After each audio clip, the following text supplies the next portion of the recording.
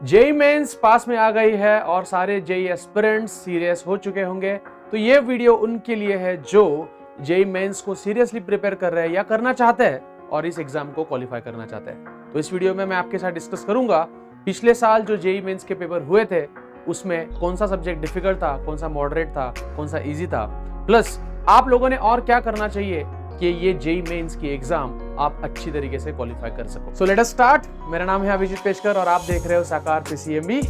सबसे पहले तो पिछले साल जेई मेंस के पेपर का एनालिसिस करते हैं, ठीक है? ओके, तो ये है सेशन 1 मतलब जनवरी सेशन के सारे पेपर्स का एनालिसिस। तो एक बार एक एक करके हम देखते हैं। 24 जनवरी को पेपर था, इस साल भी उसी डेट को है। फिजिक्स का इजी था, केमिस्ट्री टफ था, मैथ्स मॉडरेट टू टफ था।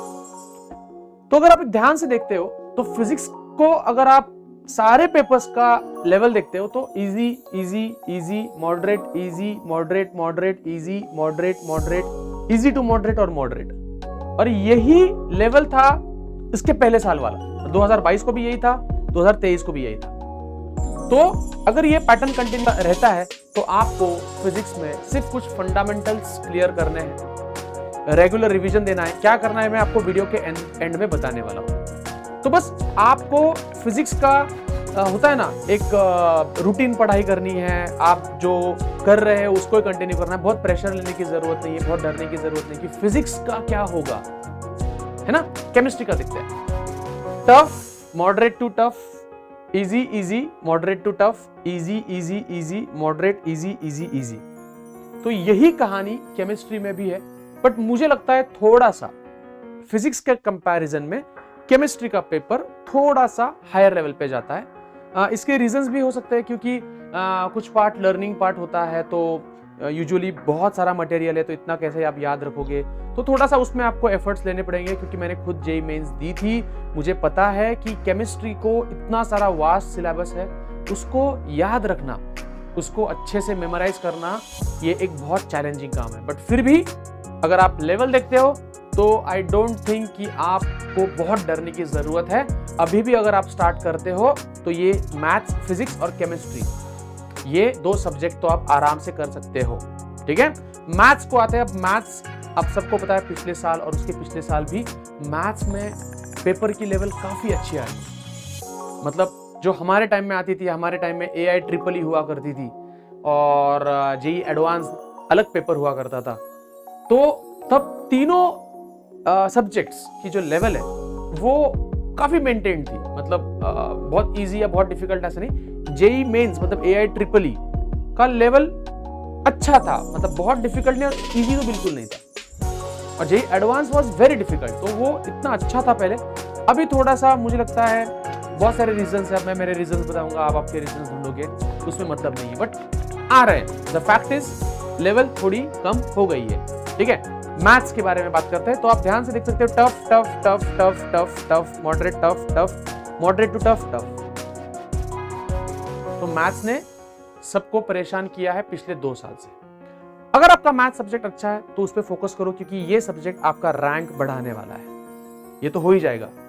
अगर आपका मैथ्स वीक है तो कोशिश करो कि आपके जो है ना, जो सेक्शंस होते हैं, जैसे कोऑर्डिनेट है, अलजेब्रा या फिर ज्योमेट्री है, कैलकुलस है, ट्रिग्नोमेट्री है, जो भी आपका स्ट्रांग है, अब मैं बहुत साल हो गए छोड़ के, तो उसको ज्यादा फोकस करो, है ना?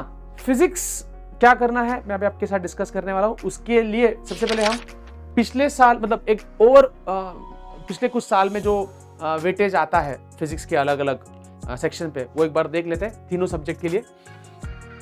फिजिक्स मैकेनिक्स 25% है, इलेक्ट्रोडायनामिक्स 22% है, मतलब ये 2 सेक्शन ही 50% बनाता है, मैकेनिक्स और इलेक्ट्रो। तो बच्चा मुझे बोलता है कि सर जेई क्रैक करने के लिए मैं कौन से सेक्शन करूं, तो मैं बोलता हूं कि ये 2 सेक्शन तो करने ही है, ये 2 सेक्शन को छोड़ना नहीं है। फिर हीट एंड थर्मोडायनामिक्स 3 नंबर पे आता है, मॉडर्न 4 नंबर पे, ऑप्टिक्स और एसएचएम वेव्स आखिरी में। इवन नीट में भी यही सिनेरियो है, यही पैटर्न आप फॉलो करते हो नीट में भी। तो मैकेनिक्स और इलेक्ट्रो हमको छोड़ना नहीं है। हीट, मॉडर्न फिजिक्स, ये मुझे लगता है sweet and short and sweet, छोटे हैं और अच्छे से मार्क्स भी मिल जाते हैं। तो शुरुआत इससे कर सकते हो, एंड इस पे कर सकते हो। अगर आपका ये अच्छा है तो इसको भी करो। बहुत बच्चे बोलते हैं सर मेरा ऑप्टिक्स हुआ ही नहीं है, वीक है, तो उसको आप स्किप भी कर सकते हो। केमिस्ट्री में तो मुझे लगता है इक्वल इक्वल है भाई, देखो 34, 30, 36। सो ये मत बोलो कि सर मेरे को फिजिकल बहुत पसंद है तो मैं दोनों को छोड़ देता हूँ, नहीं होगा, तीनों को करना ही पड़ेगा। मैथ्स की बारी आती है तो डिफरेंशियल, कैलकुलस, मुझे लगता है कैलकुलस और जो कैलकुलस पार्ट है, डिफरेंशियल और इंटीग्रल, देखो सबसे ज्यादा वेटेज इन दोनों को है, तो कैलकुलस पार्ट छोड़ना नहीं है। प्रोबेबिलिटी अलजेब्रा वाला पार्ट है, 7% है, ये 11% है, कोऑर्डिनेट ज्योमेट्री 14% है, ट्रिग्नोमेट्री है। तो यहाँ फिर से मुझे भी मैथ्स डिफिकल्ट जाता था जब मैं JEE mains, AIEEE, BITS, IIT के एग्जाम की प्रिपरेशन कर रहा था। ठीक है, मेरा मुझे लगता है AIEEE में स्टेट रैंक कुछ तो 1100 था, 204 मार्क थे, और जेईई एडवांस में भी मेरा ऑल इंडिया रैंक समथिंग 14-15 हज़ार था, बहुत पीछे था। एक्सटेंडेड रैंक 4000 था ओपन कैटेगरी से, और CET में भी 150 के ऊपर मुझे मार्क्स थे।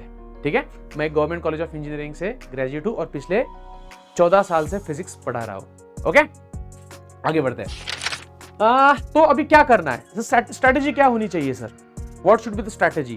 तो आपको prepare daily, monthly and weekly planners. आज क्या करने वाले हो, इस हफ्ते में क्या खत्म करने वाले हो, और अगले इस महीने में क्या खत्म करने वाले हो, इसका एक रफ प्लान आपके पास होना चाहिए जिससे आपका टाइम बचेगा। टाइम सेव करना है। हम रोज अगर उठ के प्लान करने के लिए आधा घंटा वेस्ट कर रहे हैं तो it is not a good strategy. आपको एक बार प्लान बनाना है और बस उस प्लान को स्ट्रिक्टली फॉलो करना है। आपका प्लान आपके टीचर के प्लान से अलग हो सकता है, आपके दोस्त के प्लान से अलग हो सकता है। आपका प्लान आपके लिए सुटेबल होना चाहिए। ओके, बात समझ में आई? ओके, वीडियो में आप कमेंट कर सकते हो कि सर हमें समझ में आ रहा है और हम यहां तक वीडियो देख रहे हैं। ओके, और यहां तक वीडियो देखा है तो लाइक जरूर कर लेना यार, ठीक है, तो और स्टूडेंट्स तक ये वीडियो जा सकता है, और जरूर शेयर करना है। Revise well, revision plays a very important part.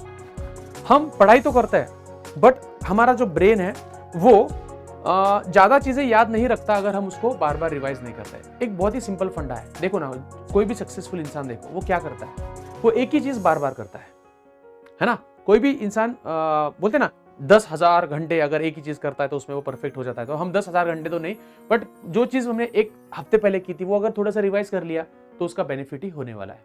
So revise well. आगे, give exams for self evaluation. बहुत बच्चे ना एंड में आने के बाद थोड़ा बोलते हैं सर हम एग्जाम्स नहीं देने वाले, तो खुद का इवैल्यूएशन कैसे होगा? कैसे होगा?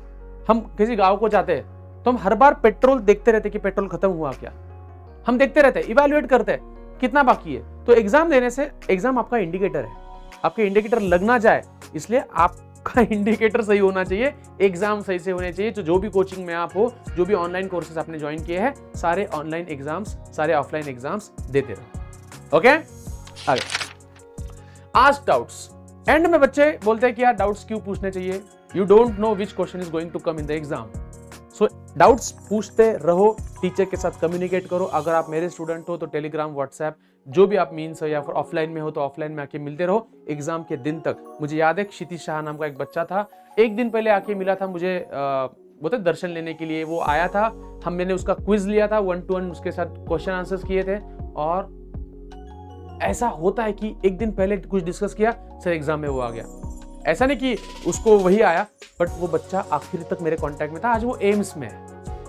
तो आप समझ सकते हो एग्जाम में अच्छा स्कोर करने के लिए टीचर के साथ कम्युनिकेशन और डाउट्स पूछना बहुत जरूरी है। बी मोटिवेटेड यार, ये कोई भी एग्जाम हो, कोई भी कंपटीशन हो, कोई भी स्पोर्ट्स हो, ये सब मोटिवेशन का खेल है। आप कितना खुद को मोटिवेटेड रखते हो। लो स्कोर आने के बाद भी अगर आपका मोटिवेशन हाई है तो बस कभी ना कभी आप वापस अपना मोमेंटम गेन कर लोगे और उस एग्जाम में आपका सक्सेसफुल होने का जो चांस है, वो प्रोबेबिलिटी है, वो बढ़ जाएगी। तो खुद को मोटिवेटेड रखो यार। बात समझ में आई? तो ये था पिछले साल जेईई मेंस के पेपर का एनालिसिस, और इस साल आपको जेईई मेंस के लिए बहुत टाइम है। अगर टाइम कम है, अगर आपको ऐसा लग रहा है, प्लान करो। It is all about your plans. जितना अच्छा प्लान होगा उतना अच्छा, और जितना अच्छा एग्जीक्यूशन होगा उतना अच्छा रिजल्ट होगा। जितना अच्छा प्लान होगा, जितना अच्छा एग्जीक्यूशन होगा, उतना अच्छा रिजल्ट होगा। बस इसी मंत्र के साथ इजाजत दीजिए। आप लोगों के लिए और कुछ यूजफुल वीडियोस मैं जरूर बनाऊंगा। चैनल को सब्सक्राइब कर दीजिए, वीडियो को लाइक और शेयर जरूर करना। तब तक के लिए all the best for JEE mains. See you, bye.